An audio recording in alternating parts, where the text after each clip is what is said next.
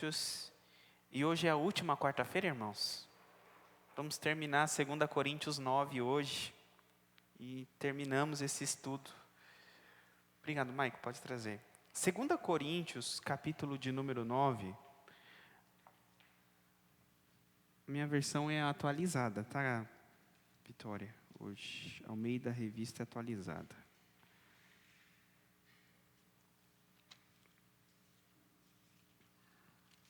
Segunda Coríntios, capítulo 9.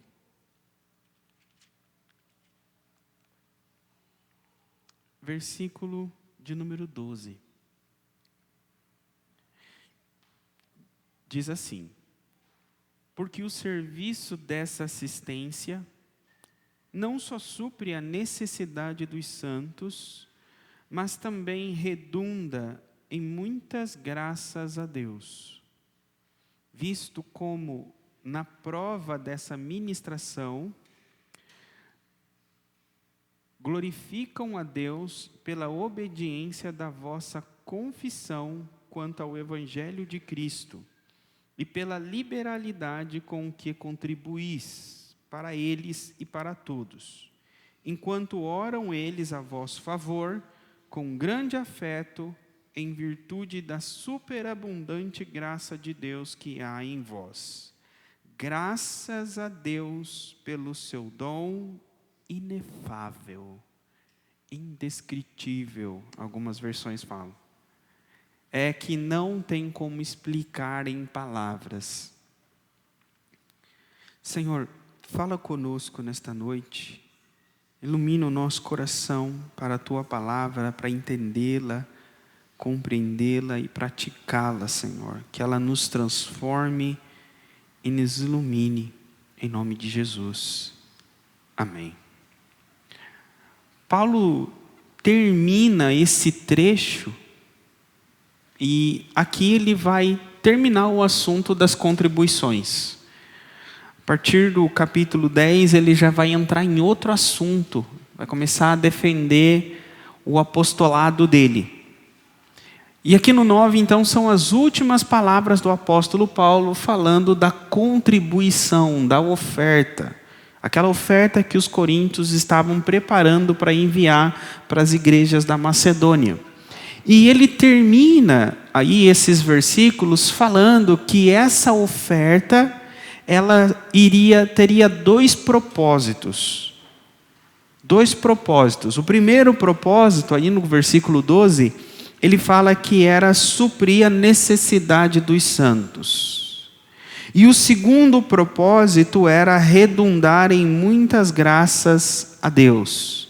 Então Paulo está dizendo que quando nós contribuímos com uma oferta, contribuímos com parte da nossa finança no reino de Deus, a nossa contribuição, ela resulta em dois propósitos. Um propósito material e um propósito espiritual. O propósito material é suprir as necessidades materiais. Então, contribuímos e a oferta ela vai suprir uma necessidade material. Mas essa oferta ela vai redundar em graças a Deus.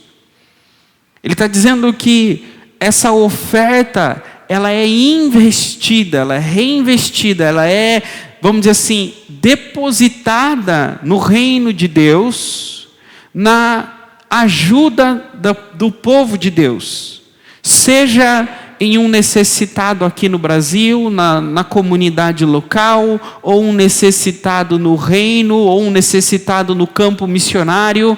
O que Paulo está dizendo é que a oferta, ela supre necessidade do próximo. Quando ela alcança a necessidade do próximo, ela resulta em uma graça, uma glória dada a Deus. E aí, isso que é importante, que Paulo vai falar da glória de Deus, ou seja, nós glorificamos a Deus com a nossa oferta, com a nossa contribuição, nós damos testemunho que somos cristãos verdadeiros através da nossa contribuição, E nós levamos outras pessoas a nos amar e a cuidar de nós através das nossas ofertas. É isso que Paulo está ensinando nesse versículo.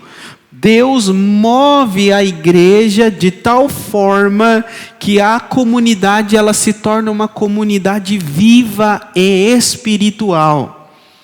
A ideia aqui é que pessoas que não ofertam, pessoas que não contribuem, elas são como uma represa. A água fica parada, fica represada.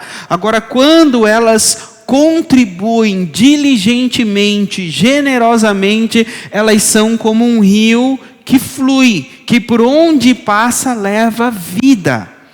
Então, esse é o intuito de Paulo aqui, dizer para os coríntios o tamanho do significado, ou o tamanho do potencial que a oferta deles tem dentro do reino de Deus. Ou seja, Paulo quer ensinar a mim e a vocês que nós não devemos contribuir na igreja e pensar somente em nós. Eu estou cumprindo o mandamento. A Bíblia manda contribuir, dizimar, então eu vou dizimar. Eu vou trocar de carro, por isso eu vou ser fiel. Não, a Bíblia quer que nós vejamos vamos dizer assim, o potencial que Deus usa a nossa oferta para glorificar o nome dEle. E como Deus faz isso? Versículo 13. Visto como na prova dessa ministração. O versículo 12 e o versículo 13, eles trazem aí praticamente a mesma palavra. O versículo 12 diz o seguinte: porque o serviço dessa assistência, e no 13 fala, visto como na prova dessa ministração. Tanto o serviço da assistência, quanto a prova da ministração, Paulo está falando da contribuição. Está falando do mover da igreja em levantar a oferta necessária. Essa é a prova da assistência.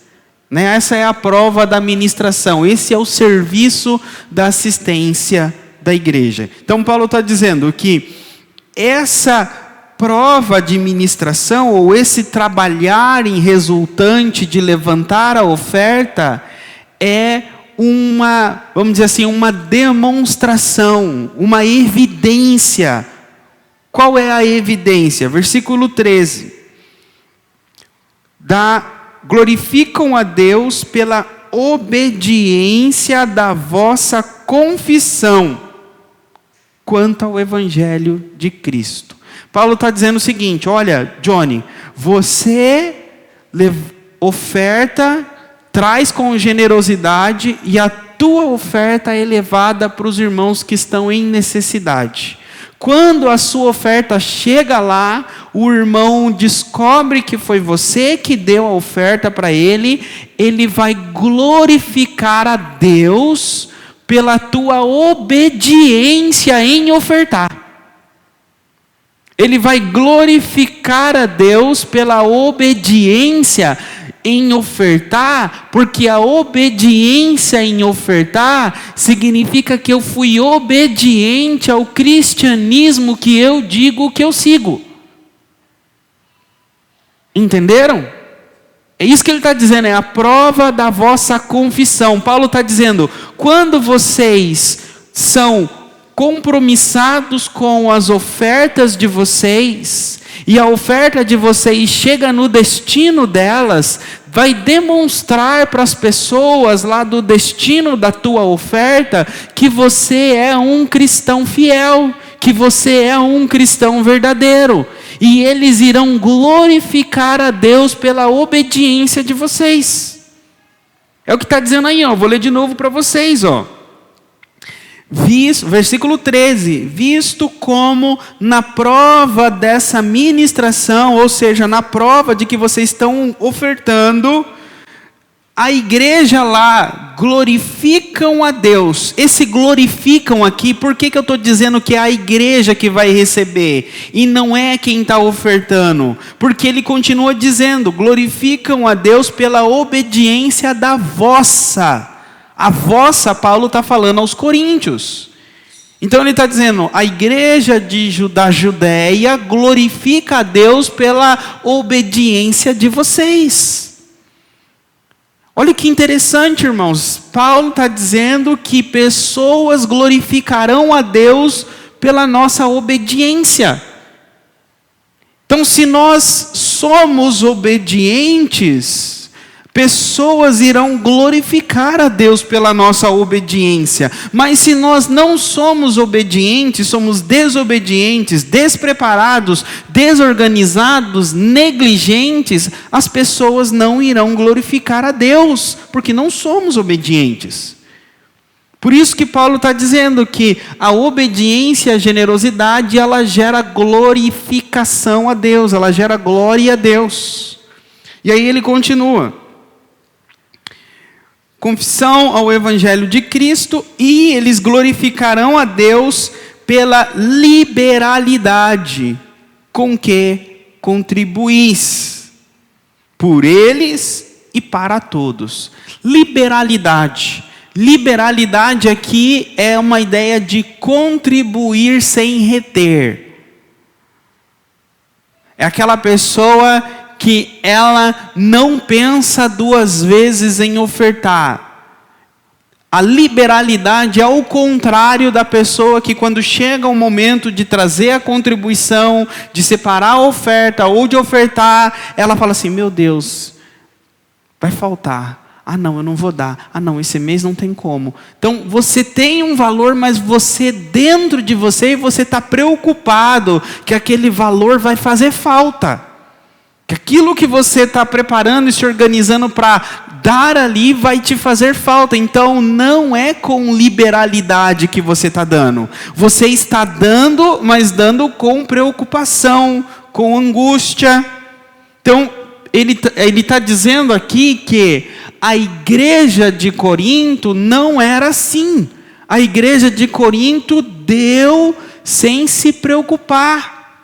A igreja de Corinto deu sabendo que Deus iria prover, sabendo que Deus está no controle, e sabendo que aquilo ali foi Deus que deu. Então, foi com liberalidade. Não, pode usar.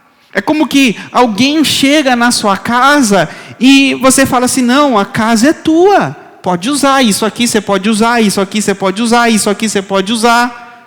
É diferente de alguém chegar e você ficar em cima da pessoa. Ou você fica falando, ó, isso aqui não, isso aqui não, isso aqui não. O que às vezes as pessoas fazem? Esconde, né? Eu vou esconder isso aqui para não usar, eu vou esconder isso aqui para não usar, eu vou esconder isso aqui para não usar. Ou existem pessoas que não escondem. Mas quando as pessoas estão para usar, elas não falam pode usar. Mas elas também não têm coragem de falar que não pode usar. Elas não falam nada, mas ficam observando, ver o que a pessoa vai fazer. Mas dentro da pessoa está, não use, não use, não use, não pegue, não ponha a mão. Isso aí é sinônimo que você não tem liberalidade. Significa que dentro de você quer reter para você. Então, a igreja aqui está louvando a Deus porque a igreja de Corinto tinha com liberalidade. Pessoas, às vezes, com liberalidade, elas são vistas como pessoas desleixadas. Ela fala assim, você não zela de nada, você empresta para todo mundo, você deixa todo mundo usar, as pessoas estragam, as pessoas não cuidam e aí você não tem. Mas pessoas que têm com liberalidade, elas entendem que foi Deus que deu. Deus deu, Deus cuida, Deus provê. Aí é incrível, eu conheço, irmãos, eu conheço pessoas assim. Pessoas que são extremamente liberais com as coisas dela. E eu sempre ouvi a esposa, a familiar dizendo, Não, ele é muito liberal, todo mundo usa, não cuida. E aí, irmãos, você vê a vida da pessoa, sempre teve carro bom, sempre teve as coisas boas. Ou seja, a pessoa é tão liberal que era para ter o pior carro, não ter um carro. E você olha a vida da pessoa, ela tem um bom carro. Irmãos, eu vou contar parte de um testemunho sem dedurar a pessoa, mas não é dedurar, porque é um testemunho bom. Essa pessoa, meu amigo, chegou a emprestar um carro para um amigo usar, trabalhar, e a pessoa sumiu. Ele encontrou o carro dias depois, lá na Cracolândia. Aí você fala assim, meu Deus do céu, estava com a pessoa ali há poucos dias, já colocou o carro na mão da pessoa. Confiou na pessoa. Irmãos, e continua assim. É liberalidade, não é tipo assim, porque a gente pensa que quanto mais a gente retém, mais a gente cuida, mais a gente segura, mais a gente agarra, mais a gente protege, mais a gente vai ter. E o que Paulo está dizendo aqui é que é diferente. Quanto mais você tem liberalidade com as suas coisas, você compartilha, você deixa que outros desfrutem, outros usem, mais Deus vai te abençoar, mais vai prosperar, mais vai multiplicar. Aí você fala assim, mas pastor, como pode isso, pastor? Não é lógica, não é normal. É espiritual, não tem lógica. Mas é como a Bíblia ensina. E aí, está dizendo aqui que a igreja ela era liberal. Ela vai dizer, olha, Deus será glorificado pela liberalidade de vocês.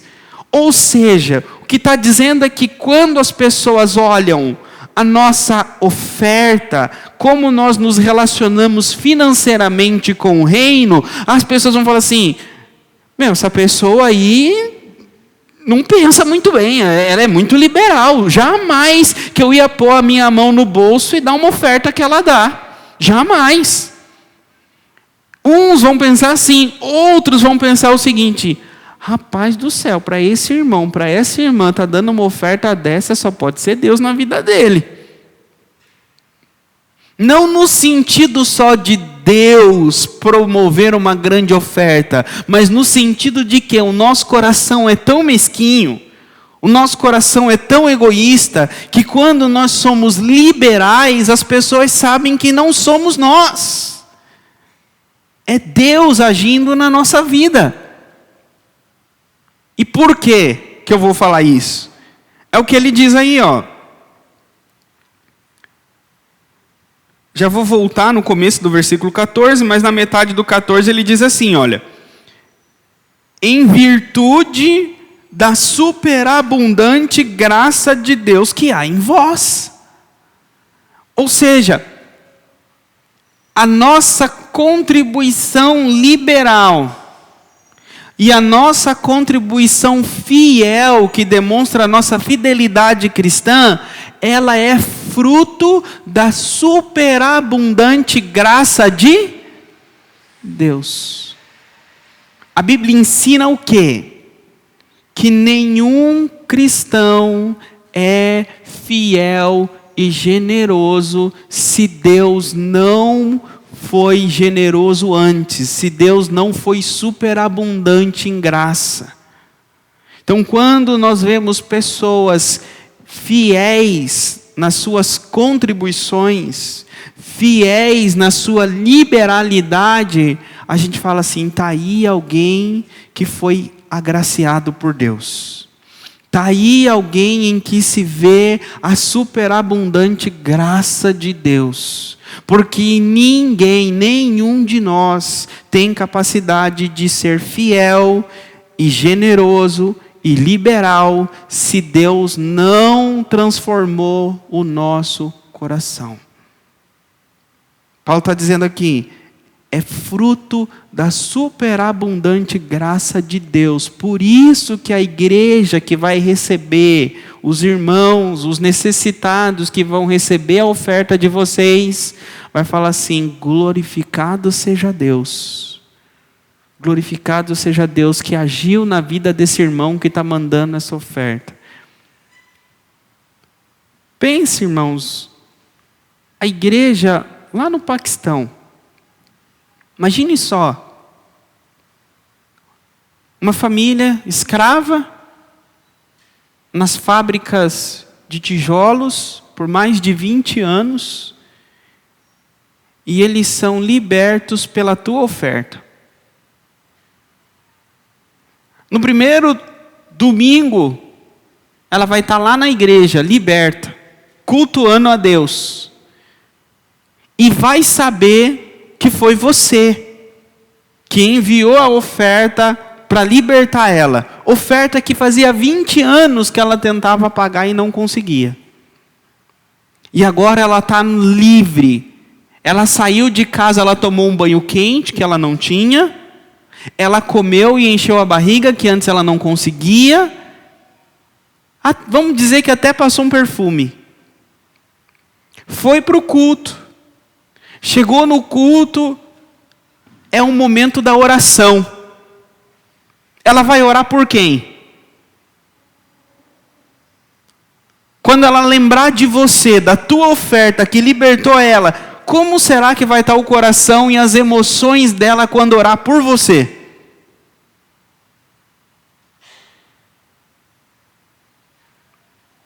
Vocês já viram falar de oração contrária? Já ouviu falar que tem crente que ora contrário? Que tem inveja, que não quer que o outro prospere. Agora, imagine só, estamos cheios de crentes dodóis e mimimis no Brasil. E lá nesses lugares tem pessoas que foram libertas e que oram com um coração cheio de alegria. O que Paulo está dizendo aqui é que a oferta, o dinheiro de vocês, glorifique a Deus, mas também resulte em afeto, em emoções por vocês. Paulo está dizendo aí, olha só, versículo 14, o começo: enquanto oram eles a vosso favor, a minha versão diz, com grande afeto. Está assim a de vocês também, com grande afeto? Cheios de amor por vocês. Olha só, irmãos, não é comprar afeto, não é comprar amor. Mas olha que interessante, muitas das nossas ofertas, às vezes o nosso dinheiro pode ser investido em alguém que vai orar por mim com amor. Alguém que vai orar por mim com grande afeto. Às vezes eu estou triste, eu estou abatido, estou angustiado, mas eu contribuí com alguém, eu mandei uma oferta para alguém que ajudou, que transformou aquela família. Então, quando aquela pessoa lembrar de mim, ela vai lembrar com afeto e com amor, todas as vezes que ela for orar por mim. Então, olha só, esse texto de Coríntios ensinou para nós que contribuição é muito mais daquela coisa dos 10% que a gente aprendeu até aqui na vida. Muito mais que aquela questão de repreender devorador, Não, irmãos, Paulo está ensinando aqui um outro nível de envolvimento no reino espiritual. E não é nada de quantidade de 10% de dízimo, nada disso. Ele está falando de contribuição, daquilo que você colocou no seu coração, mas de forma generosa, e que pense em investir e cuidar de vidas e de pessoas. E aí, termina o texto aí dizendo: graças a Deus pelo seu dom inefável. A palavra dom aí significa presente. Presente. Paulo está dizendo: graças a Deus pelo presente inexplicável, inexprimível. Pelo presente que palavra nenhuma pode descrever. Aí eu pergunto para vocês: qual é o presente inexplicável que Deus deu para nós? Jesus. A morte de Jesus. O maior dom de Deus foi Cristo. E Paulo está dizendo: esse é o dom inefável. A igreja de Judá ia receber uma oferta financeira, um dom, um presente, da outra igreja, da igreja de Corinto.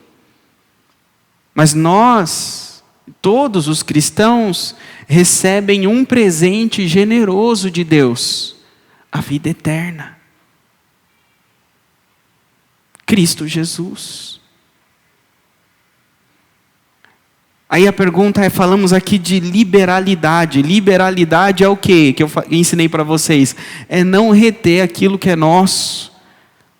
Não proteger, dizendo é meu, vou proteger. E se eu der, eu vou perder. E a Bíblia ensina que Deus, Ele deu Jesus Cristo com liberalidade. O Filho unigênito. Romanos, Paulo vai dizer que nós dificilmente morreríamos por um justo, quanto mais para um injusto. Qual de nós daria um filho nosso para morrer por uma humanidade caída? Qual de nós daria um filho para morrer para um viciado em crack? Qual de nós que daria um filho nosso para morrer por um bêbado, por uma prostituta?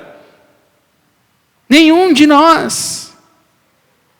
Malemar, nós daríamos um filho nosso para doar um órgão e perder a vida para o nosso esposo, para a nossa esposa, para um familiar nosso. Que dirá entregar um filho nosso para perder a vida para um pecador, para um bandido. Mas diz que Deus não retém o que é dele. Deus não deu Jesus porque Deus, sabe o que? Esse filho aí só me dá dor de cabeça, pode levar, prende na cruz. A Bíblia não ensina isso. A Bíblia diz que ele era um filho amado. Este é o meu filho amado, em quem eu me comprazo, em quem eu me alegro, em quem eu me deleito. Jesus era o melhor de Deus. Então Deus não teve retenção, mas Deus teve liberalidade. Deus disse: Ele é de vocês. Ele vai morrer por vocês.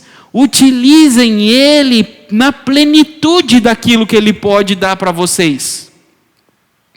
Fazendo isso, Deus quer que façamos o mesmo.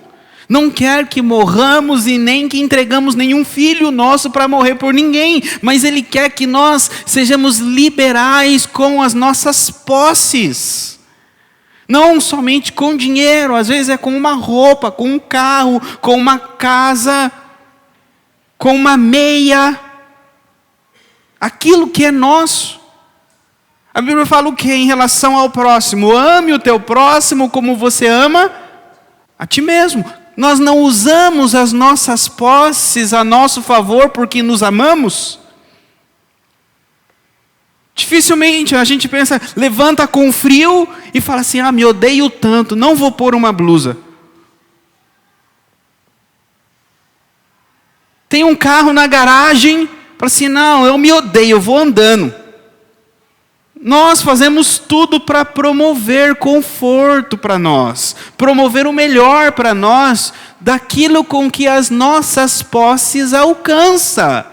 E olha que muitas das vezes estouramos os nossos limites de crédito para dar para nós coisas que nós não podemos pagar. Então a Bíblia ensina: seja liberal com o teu próximo, com o reino de Deus, assim como você é com você mesmo. Assim como você cuida de você, também cuide do próximo, investa no reino. E assim, quando nós agirmos assim, é um sinal claro, idêntico, perfeito, de que nós nascemos de novo e somos cristãos verdadeiros. Porque só quem é crente de verdade faz isso. Um monte de gente enche os templos, um monte de gente não falta domingo, mas quando chega na hora de contribuir, de pôr a mão no bolso, em ajudar o próximo, ajudar o reino, não comparece. Então, é uma demonstração que não é um cristão verdadeiro. Não nasceu de novo. Por quê? Porque não se vê a generosidade de Deus operando na vida dele. Parece duras minhas palavras, mas eu posso dizer isso porque faz todo sentido e faz totalmente, vamos dizer assim, é totalmente isso que Paulo está dizendo nesses capítulos que eu ministrei. Ele diz, a prova da ministração, capítulo 9, versículo 13. A prova da ministração é a obediência da confissão da fé. Então, a prova da oferta, da contribuição, é a obediência que você é um cristão verdadeiro. Capítulo 9, versículo 13. Então, é muito sério não contribuir. É muito sério não ser fiel. Pode ser um indicativo que a gente não é nem crente. Que a gente não nasceu de novo, que ainda o nosso coração não foi transformado. Mas pastor, e o que eu faço? Eu vou para o inferno? Não. Se eu estou te ensinando agora, é porque Deus está te dando tempo. Tempo de olhar para a sua alma. Ou seja, eu vou resumir aqui em 3 minutos, e se der nas próximas eu termino. O que aconteceu aqui, e Paulo falar em relação à vida cristã, uma prova da nossa vida cristã, é que a nossa alma, a nossa vida, ela nos dá sintomas se nós estamos doentes ou saudáveis. Ela dá sintomas se nós nascemos de novo ou não. De tal forma que no último dia ninguém vai poder dizer para Deus que não sabia. Porque nós fomos dando sintomas e indicativos durante a vida. Só que às vezes a gente não vê. Então o que a Bíblia ensinou para cada um de nós hoje é que talvez esse seja um sintoma que você tenha, que eu tenha. Então nos mostrou acender uma luz e olhar. Sabe, irmãos, os irmãos e irmãs, talvez menos, mas mais os irmãos. Sabe, você está dirigindo o seu carro, daqui a pouco acende a luz do motor? Preocupante. Fala assim, alguma coisa aconteceu, esse carro está prestes a fundir o motor. E a gente sabe, fundir o motor, o buraco no bolso é grande. Então quando acende a luz no painel, a gente para o carro, vai ver água, vai ver um monte de coisa, e se dependendo nem vai para casa mais. Para onde está, leva o guincho porque sai mais barato. O que eu quero dizer? Que a palavra de Deus nos ministra, e como a pregação de hoje, talvez acendeu uma luz no nosso painel espiritual. Falando, opa, sinal que o meu motor está fora, sinal que eu preciso trocar meu óleo espiritual. E assim é a nossa vida. Conforme vamos lendo a palavra, aprendendo a palavra, as luzes no nosso painel espiritual vão acendendo e apagando. Deu para entender, irmãos? Amém. Aqui, irmãos, é uma automecânica de Deus. Quando vocês vierem aqui, eu vou cuidar bem de vocês, trocar as peças, ensinar vocês para que as luzes continuem apagadinhas. Amém? Senhor, obrigado pela Tua palavra que nos ensina, que nos transforma e que nos leva, Senhor, a Te obedecer e viver para a Tua glória. Que a alegria cristã brote no nosso coração, que o entendimento da obediência à tua palavra, a generosidade, a fidelidade, a administração correta, venha ser um indicativo da nossa vida em ti, Senhor.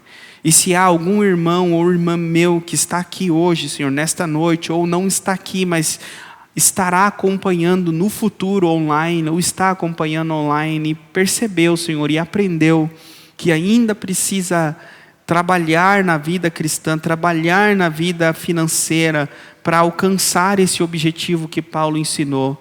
Eu te peço que o Senhor os ajude, os tome pelas mãos e os conduza, para que eles possam ser fiéis e te obedecer e viver a plenitude das tuas promessas. Eu oro e agradeço em nome de Jesus. Amém.